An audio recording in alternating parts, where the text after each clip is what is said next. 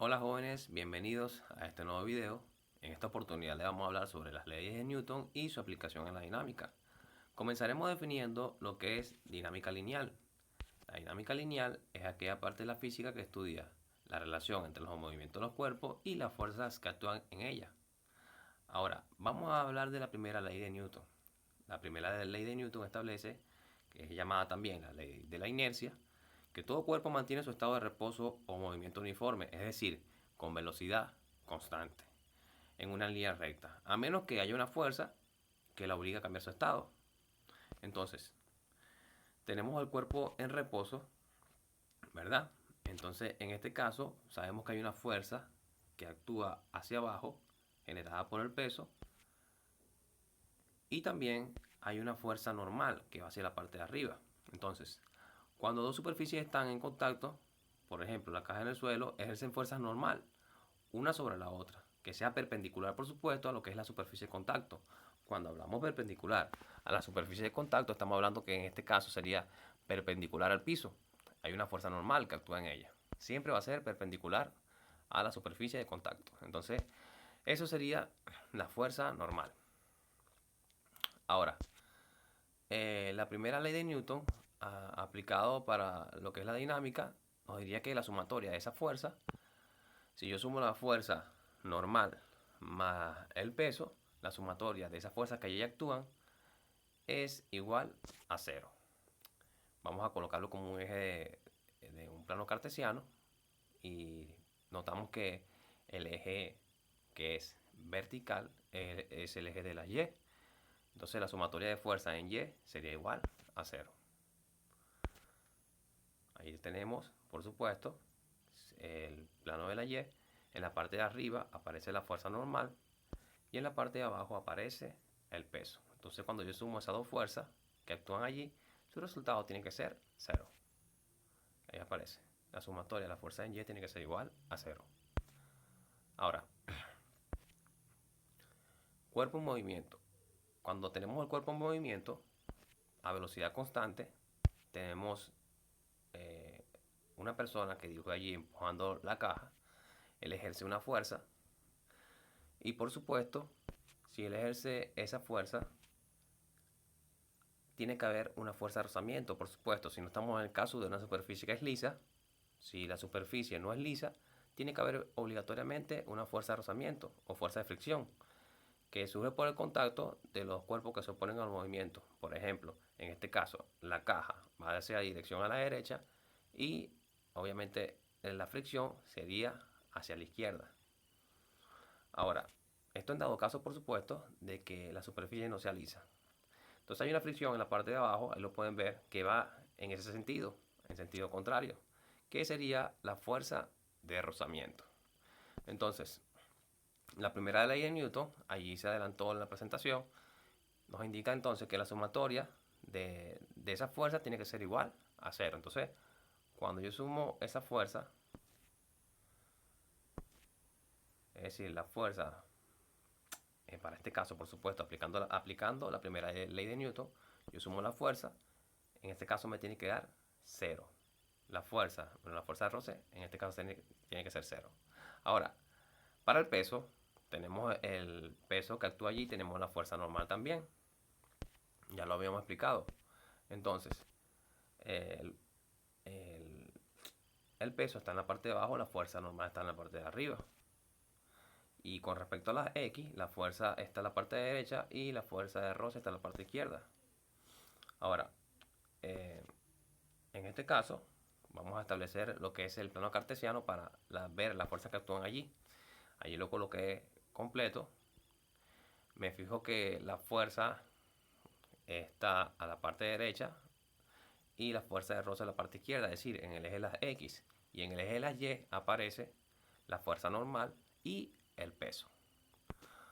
Ok, entonces tanto la sumatoria de la fuerza en X como la fuerza en Y tiene que ser igual a cero. Esto si aplicamos, por supuesto, la primera ley de Newton. Ahora, la segunda ley de Newton es la ley del movimiento. Nos dice que la aceleración de un objeto es directamente proporcional a la fuerza neta que actúa sobre él e inversamente proporcional a la masa. La dirección de la aceleración tiene la dirección de la fuerza, es decir, hacia donde vaya la fuerza, por supuesto, tiene que ir la aceleración. El movimiento va en ese sentido. Va en ese sentido. Entonces, como nos dicen que la aceleración del objeto es directamente proporcional a la fuerza neta que actúa sobre él, se establece la ecuación donde la aceleración es igual a la fuerza entre la masa. Ahora, si despejo la fuerza, me quedaría fuerza igual a masa por aceleración. Si lo aplicamos a la dinámica, esta segunda ley de Newton, podríamos decir que la sumatoria de la fuerza va a ser igual a la masa por la aceleración. Si tenemos el objeto, sabemos que hay un peso, una fuerza que actúa en la parte de abajo, que es el peso. Sabemos también que la fuerza normal, va hacia la parte de arriba. También, si aplicamos una fuerza que es hacia la derecha, en este caso, en este ejemplo del niño, y vamos a encontrar que tiene una aceleración en el mismo sentido que va la fuerza. Es decir, si la fuerza va hacia ese lado, a la parte derecha, la aceleración también tendrá el mismo sentido. Ahora, si se fijan en el eje de las X, donde hay el movimiento, porque si yo muevo la caja, donde hay el movimiento solamente es en el eje de las X. Cuando haya movimiento podemos aplicar la segunda ley de Newton. Entonces, la fuerza que actúa en ella es la fuerza que tenemos allí hacia la derecha. Y por supuesto lo que nos indica la aceleración es la dirección del movimiento.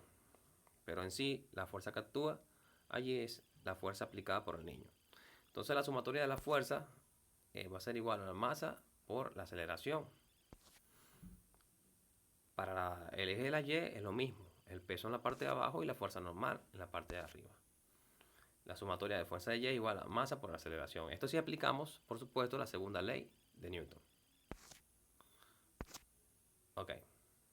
Tercera ley de Newton. Acción y reacción. Para toda fuerza de acción existe una fuerza igual y opuesta, es la reacción. Vamos a tomar el ejemplo de una persona que golpea un pie golpeando un balón. Entonces, cuando se golpea el balón, se aplica una fuerza que va dirigida del pie al balón. Esa fuerza, por supuesto, que tenemos allí, es la aplicada del pie hacia el balón.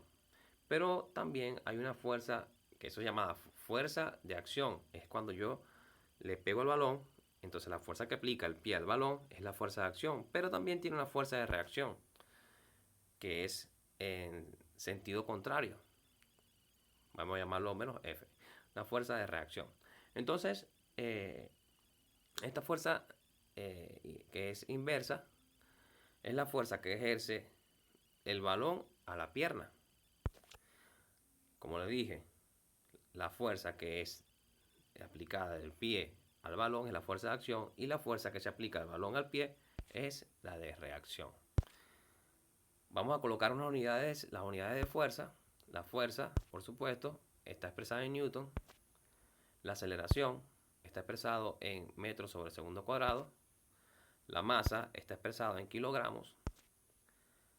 Podemos también decir de que un newton equivale a kilogramos por metro sobre segundo al cuadrado. Entonces cada vez que usted vea newton, eso va a ser igual a kilogramos por metro sobre segundo cuadrado. Ocurre de un lado para otro, por supuesto. Entonces aquí colocamos en la parte de abajo el peso, la fórmula del peso, que sería igual a masa por la gravedad. Recordándole que la gravedad es, o se utiliza en este caso, vamos a utilizar una gravedad de 9,8. En cada ejercicio que nosotros vayamos a realizar en este tema, vamos a utilizar una gravedad de 9,8. Ok. Vamos a la parte de diagrama de cuerpo libre. Vamos a estudiar varios diagramas de cuerpo libre y la fuerza que actúan en ella. Vamos a comenzar por el primero. Tenemos la caja. El peso, una de las fuerzas que actúa allí es el peso, que va hacia la parte de abajo. Sabemos que el peso es igual a masa por gravedad. Tenemos la fuerza normal, que es perpendicular, por supuesto, a la superficie, que es el suelo. Tenemos la normal. Si aplicamos una fuerza, por supuesto, tenemos la fuerza allí. Si la aplicamos a la derecha, está la fuerza. Ahora, dependiendo si hay roce o no hay roce, estará lo que es la fuerza de rozamiento. Si es una superficie lisa no hay rozamiento, si no es lisa, por supuesto la hay. Entonces vemos que allí actúan 4 fuerzas. Por supuesto también la aceleración va en la misma dirección de la fuerza, cabe destacar. Ok, el segundo diagrama de cuerpo libre, allí tenemos una masa, la masa número 1 y masa 2. Fíjense que la masa 2 está colgando allí y la masa 1 está fija. Como la masa 1 tiene una superficie de contacto, él posee una normal. Por supuesto, el peso que ejecuta va hacia la parte de abajo.